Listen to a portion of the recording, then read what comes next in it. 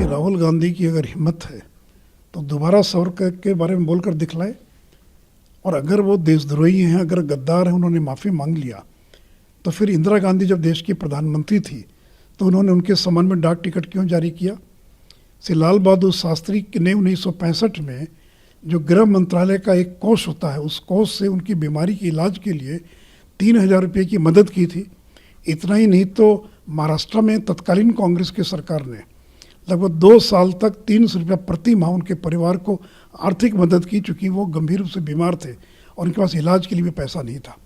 और राहुल गांधी के जो दादा हैं फिरोज गांधी, उन्होंने संसद में जब महेंद्र प्रताप नाम के एक निर्दलीय सांसद ने एक प्राइवेट मेंबर बिल लाया, इसमें देश के क्रांतिकारियों को सम्मान करने से जुड़ा मामला था, और उसके इंट्रोडक्शन पर जब विरोध हो रहा था तो फिरोज गांधी, AK गोपालन, ऐसे लोग उसके पक्ष में खड़े हो गए और कहा कि इस प्रकार से बिल का विरोध किया जाना उचित नहीं होगा।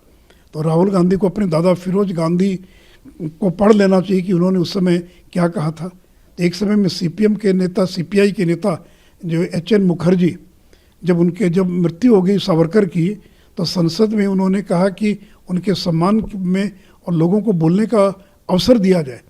तो जिस महान क्रांतिकारी को देश जिसकी पूजा करता है, जिसके 3 भाइयों को काला पानी की सज़ा हुई, जिसने अपनी जवानी के 13 साल से ज़्यादा और अंडमान निकोबार की जेल के अंदर बिता दिया, सेलुलर जेल में बिता दिया, और उस व्यक्ति को आप कहते हैं कि गद्दार है, उसने माफ़ी मांग लिया।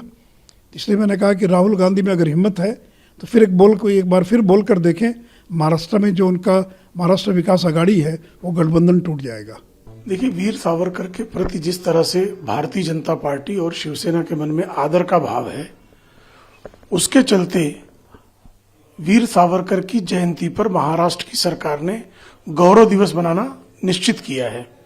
एक तरफ गौरव दिवस मनाया जा रहा है, दूसरी तरफ कल तक जो कह रहे थे बारंबार श्रीमान उद्धव ठाकरे कि संजय राउत के मिलने के बाद कांग्रेस ने वीर सावरकर का विरोध बंद कर दिया है, आज ही वायनाड में वीर सावरकर के विरुद्ध पोस्टर लगे।